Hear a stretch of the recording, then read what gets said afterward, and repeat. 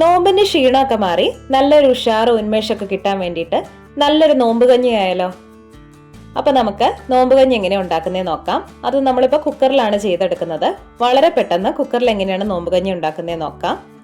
ഞാനിപ്പോൾ ഇവിടെ 15 അല്ലി ചെറിയുള്ളിയും ഒരു 4 അല്ലി വെളുത്തുള്ളി എടുത്തിട്ടുണ്ട്. പിന്നെ ഇത് 1 ടേബിൾ സ്പൂൺ ആശാളിയാണ്, നമ്മൾ അങ്ങാടിക്കടയിലൊക്കെ കിട്ടും. 1.5 ടേബിൾ സ്പൂൺ ഉലുവ എടുത്തിട്ടുണ്ട്. പിന്നെ എടുത്തേക്കുന്നത് ഒരു ചെറിയ കഷ്ണം ചുക്ക് ചെറുതായിട്ട് കട്ട് ചെയ്തിട്ട് എടുത്തിട്ടുണ്ട്. ഇതിപ്പോൾ പച്ചരിയിലാണ് നമ്മൾ ചെയ്തെടുക്കുന്നത്. ഞാനിപ്പോൾ ഇവിടെ 200 ഗ്രാം പച്ചരി എടുത്തിട്ടുണ്ട്. ഇത് നന്നായിട്ട് കഴുകിയിട്ട് നമുക്ക് ഒരു അരമണിക്കൂർ ഇതൊന്ന് വെള്ളത്തിൽ കുതിർത്ത് വെക്കാം. ഞാനിപ്പോൾ ഇവിടെ നന്നായിട്ട് കഴുകിയിട്ട് അരമണിക്കൂർ കുതിർത്ത് വെച്ചേക്കുന്ന അരിയാണ്. നമുക്കിതൊരു കുക്കറിലോട്ട് ഇട്ട് കൊടുക്കാം. ഇനി ഇതിലോട്ട് നമ്മൾ മാറ്റി വെച്ചേക്കുന്ന ഉലുവ ചേർത്ത് കൊടുക്കാം. ഇനി കഴുകി വെച്ചേക്കുന്ന 1 ടേബിൾ സ്പൂൺ ആശാളിയും കൂടി ഇതിലോട്ട് ചേർത്ത് കൊടുക്കാം. ചെറുതായിട്ട് കട്ട് ചെയ്ത് വെച്ചേക്കുന്ന ചുക്ക്, ഈ ചുക്കൊക്കെ ചേർക്കുമ്പോൾ ഈ കഞ്ഞിക്ക് ഒരു പ്രത്യേക ടേസ്റ്റ് വരും. ഇനി 15 അല്ലി ചെറിയുള്ളിയും അതുപോലെ 4 അല്ലി വെളുത്തുള്ളിയും കൂടി ഇതിലോട്ട് ചേർത്ത് കൊടുക്കാം. എന്നിട്ട് ഈ സമയത്ത് പാകത്തിന് വേണ്ട ഉപ്പും കൂടി ഇട്ട് കൊടുക്കാം. ഞാനിപ്പോൾ ഇവിടെ 1 ടീസ്പൂൺ ഉപ്പ് ചേർത്തിട്ടുണ്ട്. ഇനി ഇത് മുങ്ങി നിൽക്കത്തക്ക വെള്ളം കൂടി ഒഴിച്ചു കൊടുക്കാം. പിന്നെ പാകത്തിന് വേണ്ട വെള്ളം മാത്രം ഈ സമയത്ത് ചേർത്ത് കൊടുത്താൽ മതിയാവും. കാരണം വിസിൽ വരുമ്പോഴേക്കും വെള്ളമൊക്കെ അടിച്ച് പുറത്തോട്ട് തെറിക്കും. അപ്പോൾ നമുക്കതൊരു 3 വിസിലിന് ഒന്ന് വേവിച്ചെടുക്കാം. ഇനി ഇതിലോട്ട് വേണ്ട അരപ്പൊന്ന് റെഡിയാക്കാം. അതിനായിട്ട് ഒരു ജാറിലോട്ട് 4-5 ടേബിൾ സ്പൂൺ നാളികേരം,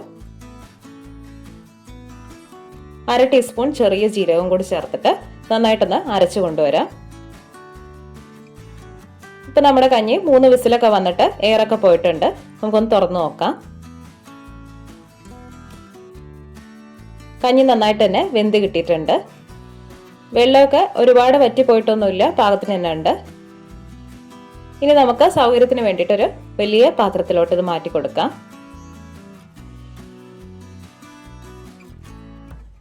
എന്നിട്ട് ഇതിലോട്ട് നമുക്ക് എത്രത്തോളം കഞ്ഞി ലൂസായിട്ട് വേണോ അത്രയും വെള്ളം ചേർത്ത് കൊടുക്കാം. ഞാനിപ്പോൾ ഇവിടെ ചൂടുവെള്ളമാണ് ചേർത്തേക്കുന്നത്. എന്നിട്ട് നന്നായിട്ടൊന്ന് ഇളക്കി മിക്സ് ചെയ്തിട്ട് നമുക്ക് ഗ്യാസ് കത്തിക്കാം.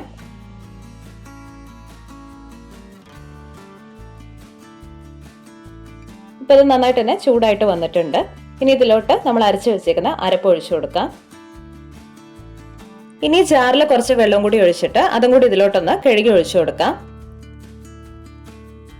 ഇനി ഈ കഞ്ഞി നന്നായിട്ട് തിളച്ച് വരട്ടെ. ഇപ്പം നമ്മുടെ കഞ്ഞി അത്യാവശ്യം ലൂസായിട്ട് തന്നെയാണ് ഇരിക്കുന്നത്. കാരണം ഇത് തണുക്കുമ്പോഴേക്കും കുറച്ചൊന്ന് കട്ടിയാവും. ഇപ്പം നമ്മുടെ നോമ്പ് കഞ്ഞി റെഡി ആയിട്ടുണ്ട്. അപ്പം നല്ല ടേസ്റ്റിയാണ്, അതുപോലെ നല്ല ഹെൽത്തി ആയിട്ടുള്ളൊരു കഞ്ഞിയാണ്. അപ്പം നമുക്ക് നോമ്പിന്റെ ക്ഷീണമൊക്കെ മാറാൻ ഈ ഒരൊറ്റ ഗ്ലാസ് ഇത് മാത്രം മതിയാവും. അപ്പം നമുക്ക് പുതിയ വീഡിയോ ആയിട്ട് കാണാം. താങ്ക്